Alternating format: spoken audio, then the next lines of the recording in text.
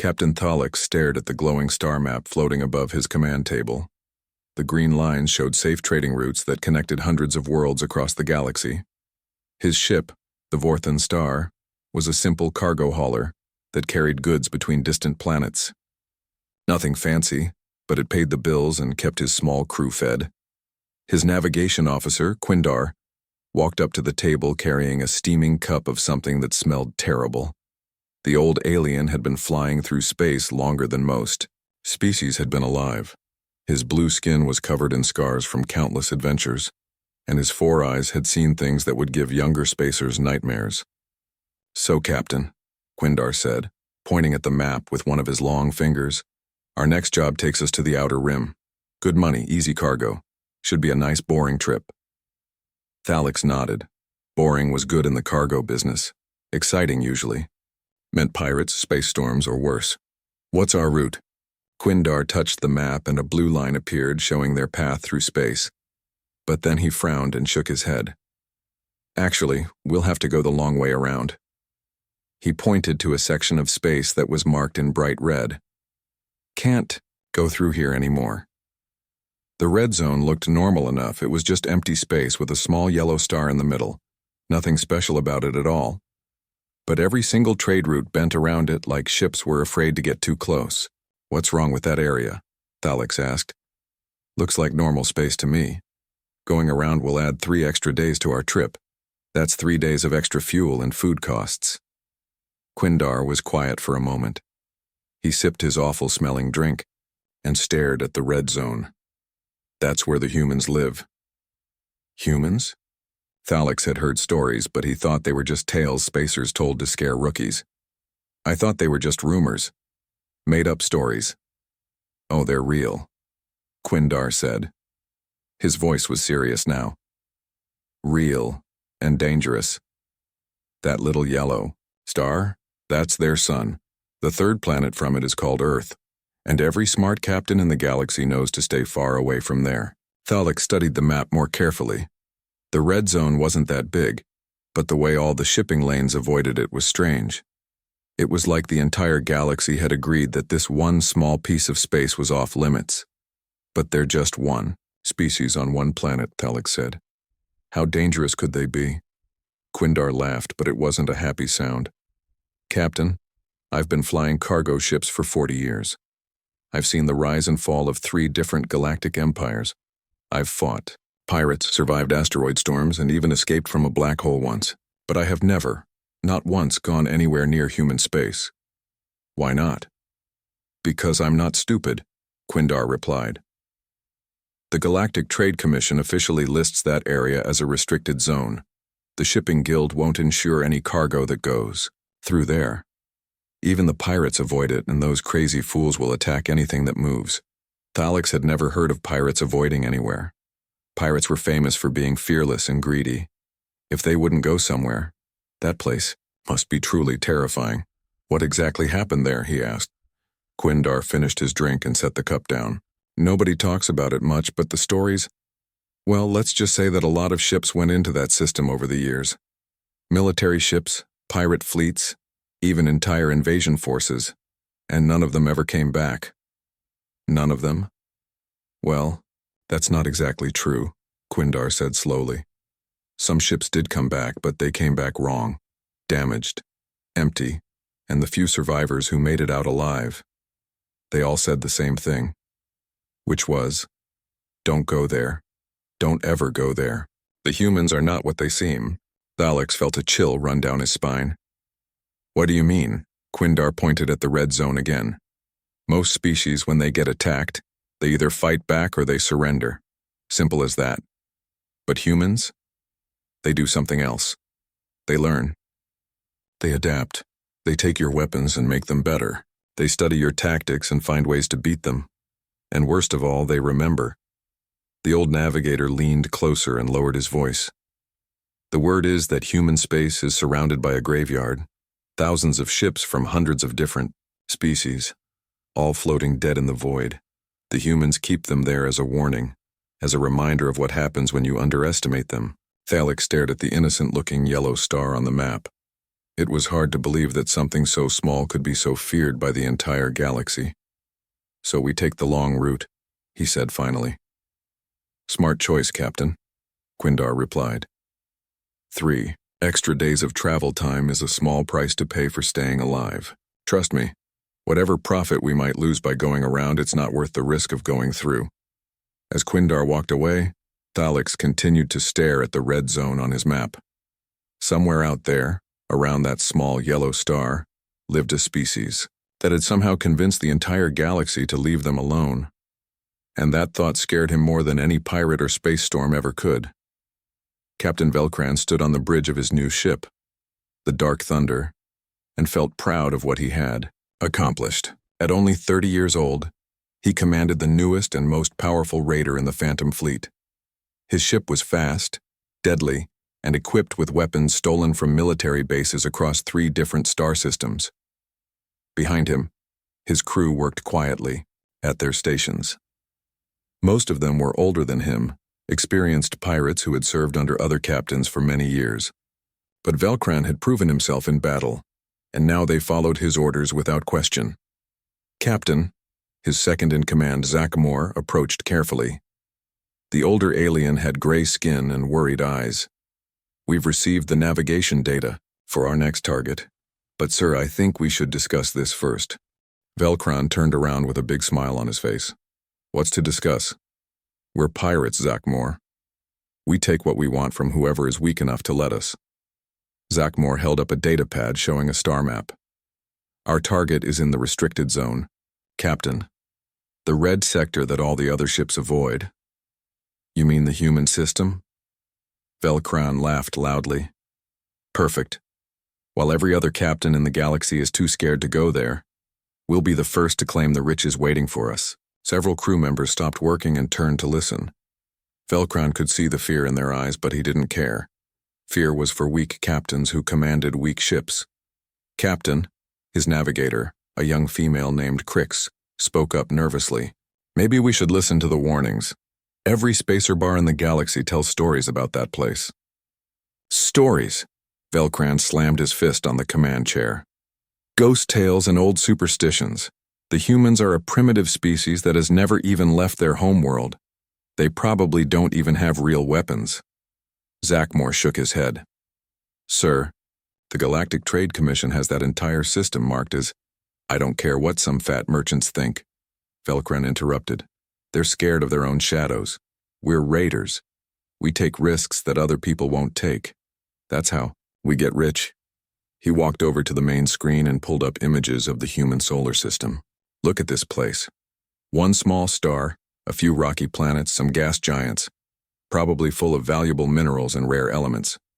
And best of all, no competition because everyone else is too frightened to go there." The crew exchanged worried glances, but none of them dared to argue with their captain. Velcran had a bad temper, and pirates who disagreed with him too loudly sometimes found themselves floating in space without a suit. "Zach Moore, contact the other ships in our fleet," Velcran ordered. "Tell Captains Mordax and Thekful that we're about to make history. We're going to be the first pirates to successfully raid human space." "Yes, sir," Zach Moore replied, but his voice was full of doubt. 3 days later, the small fleet of 5 pirate ships approached the edge of the solar system. Velcran stood on his bridge watching the sensors as they flew deeper into human territory. Everything looked normal. Too normal. "Captain," Crix called out from her station. "I'm getting some strange readings." "What kind of readings?" "The asteroid belt, sir. It's different. The rocks are positioned in patterns that don't look natural, and I'm detecting metal structures hidden among them." Velcran frowned. "Show me."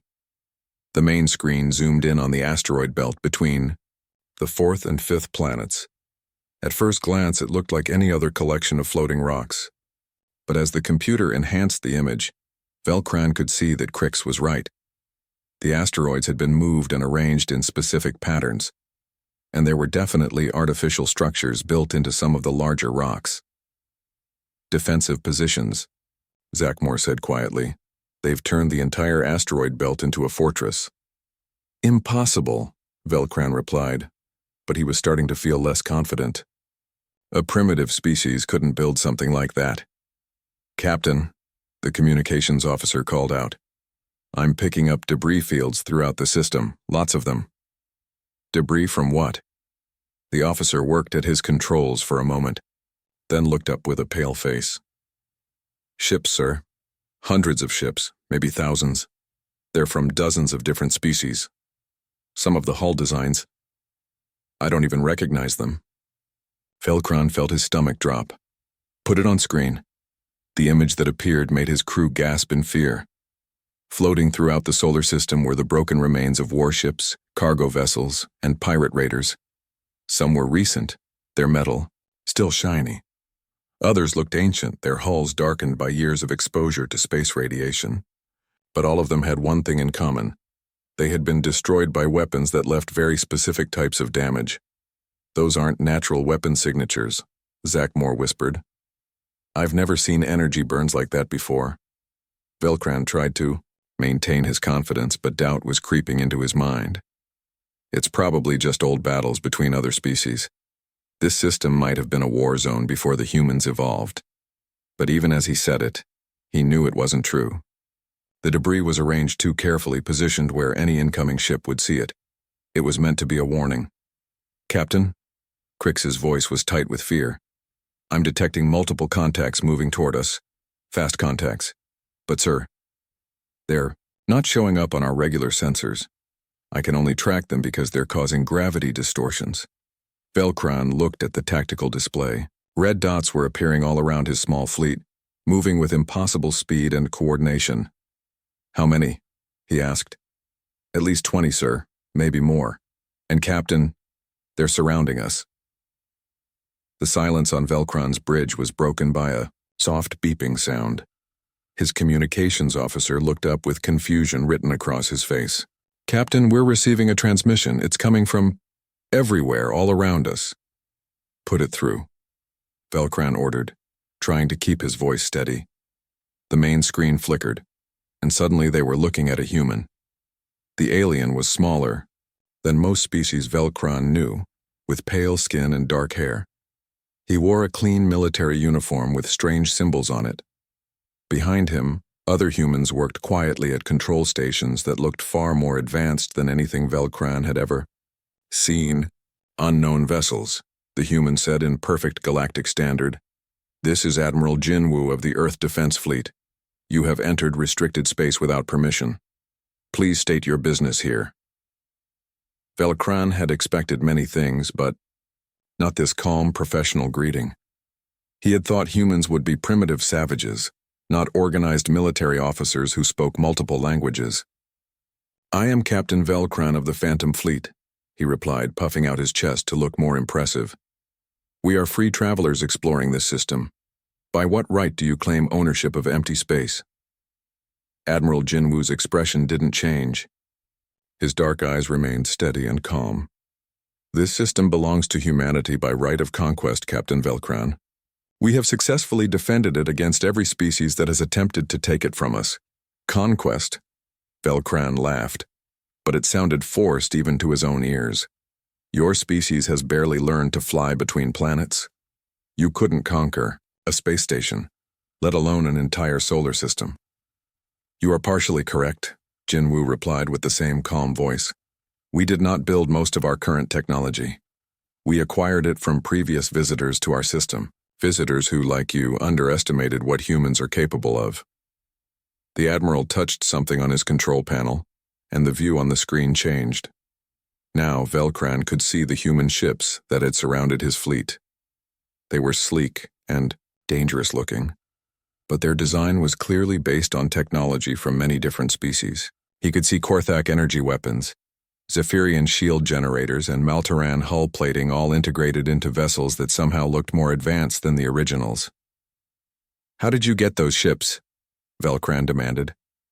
"The same way we got everything else," Jinwoo answered. "We took them from people who thought we would be easy targets." The screen split to show a wider view of the solar system. Velcron could now see the full extent of the ship graveyard floating in space around them. There were vessels from species he recognized and many he didn't. Some were massive warships that should have been able to destroy entire planets. Others were smaller raiders like his own ships. All of them were dead, their hulls cracked open and their crews long gone. "This is impossible," Zachmore whispered from behind Velkron. "Some of those ships are from the Gorthan Empire. They were the most powerful military force in this part of the galaxy." "Were," Jinwoo agreed, somehow hearing the comment. "Past tense. They came here 15 years ago with a fleet of 200 ships.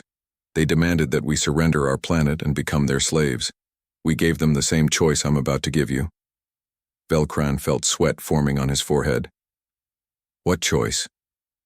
"Leave, now, and we will allow you to depart safely. Your ships will be escorted to the edge of our system, and you will be free to go wherever you wish. But if you choose to stay, if you choose to threaten our world or our people, then you will join the memorial." "Memorial?" Jinwoo gestured toward the floating debris. "Every ship you see here represents a species that thought humans would be weak and defenseless. Every captain who ignored our warnings. Every crew that believed the stories about primitive Earth people. They all learned the same lesson, Captain Velkron. They learned it too late." The Admiral leaned forward slightly, and for the first time Velkron saw something dangerous in his eyes. "We don't want to fight you, Captain. We don't want to add your ships to our collection. But we will if you force us to." Velkron looked around his bridge. His crew was staring at him, waiting for orders. Some looked scared, others looked angry, but all of them were waiting to see what their captain would do. "You're bluffing," Velkron said, but his voice shook slightly. 5 ships against 20? Those odds aren't that bad." "You're right," Jinwoo replied with a small smile. 20 ships against 5 isn't fair at all. But Captain, you're only seeing the ships we want you to see." The tactical display on Velkron's bridge suddenly lit up with new contacts. Red dots appeared everywhere around his fleet. Dozens of them, then hundreds.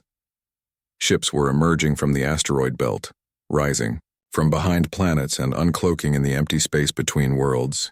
"We've had 300 years to prepare for visitors like you," Jinwoo explained. 300 years to study every species that has tried to invade our home. 300 years to learn from their mistakes and improve our defenses." Velkron stared at the display in shock. His 5 ships were surrounded by what looked like the entire human fleet, and every single one of those ships was armed with weapons taken from defeated enemies. "So, Captain Velkron," Admiral Jinwoo said quietly, "what will it be? Will you leave peacefully, or will you choose to become part of our memorial?" Velkron stared at the tactical display showing hundreds of human ships surrounding his small fleet. His hands were shaking, but his pride burned hotter than his fear. He was a pirate captain, feared across 3 star systems. He couldn't let some primitive species make him run away like a scared child. "Captain," Zachmore whispered urgently, "we should take their offer. We can leave with our lives and our ships intact." "No!" Velkron slammed his fist on the command chair. "I won't be humiliated by a bunch of evolved apes. They're trying to scare us with numbers, but our ships are faster and our weapons are newer." He turned to face his crew, trying to look confident. "These humans have been sitting in their little system for centuries, never fighting real battles against real warriors. We've been raiding and fighting our entire lives. Who do you think has more experience?" Some of his crew nodded, but Velkron could see doubt in their eyes. The display showing all those human ships was hard to ignore. "All ships," Velkron spoke into his communicator. "This is Captain Velkron. We are pirates of the Phantom Fleet. We don't run from anyone, especially not from some backwater species that has never left their home system. Prepare for battle." On the main screen, Admiral Jinwoo shook his head sadly. "That's unfortunate, Captain. I was hoping you would make the smart choice." "The smart choice?" Velkron laughed. "The smart choice is to take what we want and leave. You floating in space, very well," Jinwoo replied with the same calm voice. "All human vessels you are cleared to engage. Remember the rules. Disable their ships if possible, destroy them if necessary. We want survivors to carry the message." The battle began immediately, but it wasn't the kind of fight Velkron had expected. He thought it would be a wild, chaotic battle where the fastest and strongest would win. Instead, The humans moved like they were performing a carefully practiced dance. "They're not attacking randomly," Crix shouted from her station. "They're coordinating every move." Velcron watched in growing horror as human ships moved in perfect formation. They didn't charge forward like eager warriors. They didn't spread out to surround individual targets. Instead, they worked together like parts of a single massive machine. "Fire at the closest targets," Velcron ordered. His gunners opened fire with everything they had. Energy beams and missile strikes lit up the darkness of space. But the human ships didn't just try to avoid the attacks. They seemed to know exactly where each shot would go before it was fired. "Captain," his weapons officer called out, "they're using our own tactics against us. Somehow they know every move we're going to make." One of Velcron's escort ships, the Bloodfang, took heavy damage and started spinning out of control. But instead of destroying it completely, the human ship stopped firing and moved on to the next target. "Why aren't they finishing off the damaged ships?" Zachamore wondered. Velcron was beginning to understand, and the realization filled him with dread. "They want witnesses. They want some of us to survive so we can tell others what happened here." The battle lasted exactly 14 minutes. When it was over, all 5 pirate ships were disabled but not destroyed. Their weapons were offline, their engines were dead, and their life support systems were damaged but still working. Admiral Jin Woo appeared on the screen again, but this time he wasn't alone. Behind him stood a younger human woman in a different uniform. "Captain Velcron," Jin Woo said, "I'd like you to meet Lieutenant So Young, our chief engineer. She'll be overseeing the salvage operation." "Salvage operation?" Velcron asked weakly. So Young stepped forward with a tablet in her hands. "We'll be removing all useful technology from your vessels. Weapon systems, shield generators, navigation, computers, anything that might be valuable. Don't worry, we'll leave you with enough equipment to get home." Through the viewport, Velcron could see human salvage ships approaching his disabled fleet. Teams of engineers in spacesuits were already boarding his escort vessels, working with the efficiency of people who had done this many times before. "This is theft," Velcron protested. "No," Jinwoo replied calmly. "This is payment. You came here to take our resources by force. Instead, you're contributing to our defense capabilities. Your weapons will be studied, improved, and integrated into our fleet. Your shield technology will make our ships stronger. Your navigation systems will help us track other visitors." So Young looked up from her tablet. "Oh, and Captain, your ships aren't the most advanced we've captured this year. Last month we disabled a Korthak dreadnought that was much more impressive. Still, every little bit helps." Velcron felt his world crumbling around him. "You can't do this to us. We're citizens of the Galactic Federation. There are laws." "The laws don't apply here," Jinwoo interrupted. "This is human space, our rules, and our rule is simple. Anyone who comes here with hostile intent becomes a donor to our cause." The salvage operation took 6 hours. Velcron and his crew were forced to watch as human engineers systematically stripped their ships of everything valuable. They worked like doctors performing surgery, careful not to damage what they were taking. When they were finished, So Young returned to the screen with a smile. "All done, Captain. We've left you with basic life support, minimal engines, and enough fuel to reach the nearest neutral station. You should arrive there in about 2 weeks." 2 weeks in a crippled ship? Zachamore asked. "Think of it as time to consider what you'll tell people about your visit here," Jinwoo said. "Make sure you're very clear about what happens to ships that enter human space uninvited." 6 months after his encounter with the humans, Velcron sat in a dark corner of Nexus Station's busiest cantina. The space bar was filled with the usual crowd of traders, smugglers, and pirates, all sharing stories and making deals over cheap alcohol and expensive information. His ship, the Dark Thunder, was docked in the station's repair bay. Even after all this time, it still bore the obvious scars of his battle with the human fleet. Burn marks from their weapons decorated the hull like ugly tattoos. The replacement parts he had been forced to buy were different colors from the original metal, making his once proud vessel look like a patchwork toy. Velcron took another drink from his glass and tried to ignore the whispers that followed him wherever he went. Everyone in the criminal underworld knew his story by now. He was the pirate captain who had challenged the humans and lived to tell about it. But instead of making him famous, it had made him a joke. "Captain Velcron?" A young voice interrupted his thoughts. He looked up to see a female alien with bright green skin and eager eyes. She was young, probably commanding her first ship, and she had the same confident look that Velcron used to have. "My name is Captain Zaralin," she said, sitting down at his table without being invited. "I've heard stories about you, about what happened in human space." "Have you now?" Velcron replied bitterly. "And what exactly have you heard?" "That you attacked their fleet and barely escaped with your life," she said with excitement. "But some people say the stories are exaggerated. They say humans can't really be as dangerous as everyone claims." Velcron laughed, but it was a cold, empty sound. "Let me guess, you're thinking about going there yourself. You think you can succeed where I failed." Zaralin leaned forward eagerly. "My ship is faster than yours was. My crew is better trained, and I've studied your battle reports. I know what mistakes you made." "My mistakes?" Velcron stared at her with disbelief. "You think this is about mistakes?" He pulled out his datapad and showed her images of his damaged ship. "Look at these weapon signatures. Do you see how precise they are? Every shot was placed exactly where the humans wanted it. They didn't damage us by accident. They damaged us on purpose." Zaralin studied the images with growing confusion. "I don't understand." "They could have destroyed my entire fleet in the first minute of battle," Velcron explained. "But they didn't want to destroy us. They wanted to capture our technology and send us home as a warning. Every move they made was planned before the battle even started."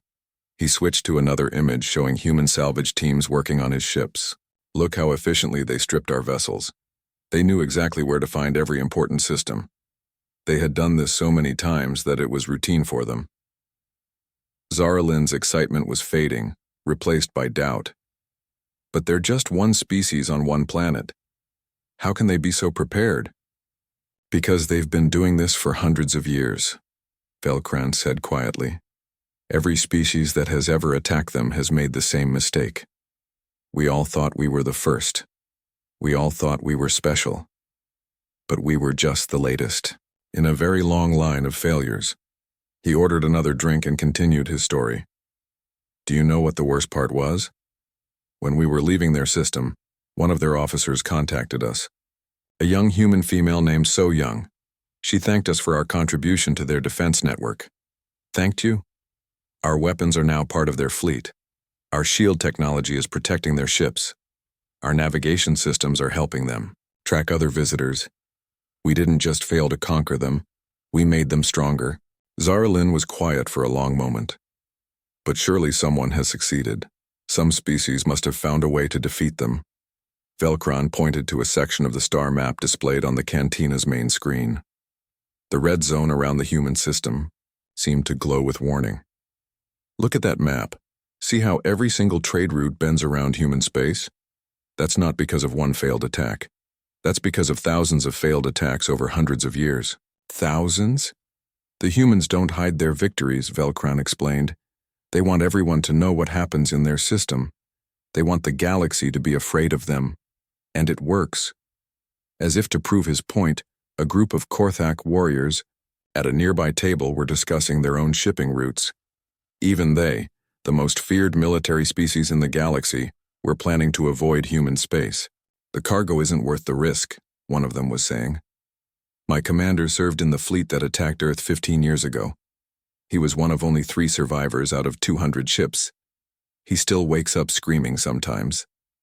Zaralin overheard this conversation and looked back at Velcron with new understanding. "They really are that dangerous." "More dangerous than you can imagine," Velcron confirmed. "And the worst part is that they don't want to expand. They don't want to conquer other worlds. They just want to be left alone. But they're willing to destroy anyone who won't leave them alone." Meanwhile, far away in the human solar system, Admiral Jin Woo was reviewing the latest intelligence reports from his deep space monitoring stations. Lieutenant So Young stood beside him, reading from her datapad. Trade traffic around our system is down another 12% this quarter, she reported. The Galactic Shipping Guild has officially reclassified our entire sector as economically non-viable. Jin Wu nodded with satisfaction. Perfect. The fewer visitors we have, the safer our people are. The Corton Syndicate has also added us to their restricted navigation database, So Young continued. And 3 more species have declared our system off-limits to their merchant fleets. Excellent work, Lieutenant. Our reputation continues to serve us well. Through the viewport of their space station, they could see the ship graveyard that surrounded their system. Thousands of vessels from hundreds of different species, all serving as a permanent reminder of what happened to those who underestimated humanity. The humans had achieved something that no other species in galactic history had managed. They had won a war without fighting it. They had conquered their enemies by convincing them to conquer themselves. And in cantinas across the galaxy, former enemies like Velcron continued to spread their story, ensuring that humanity's reputation would only grow stronger with each telling.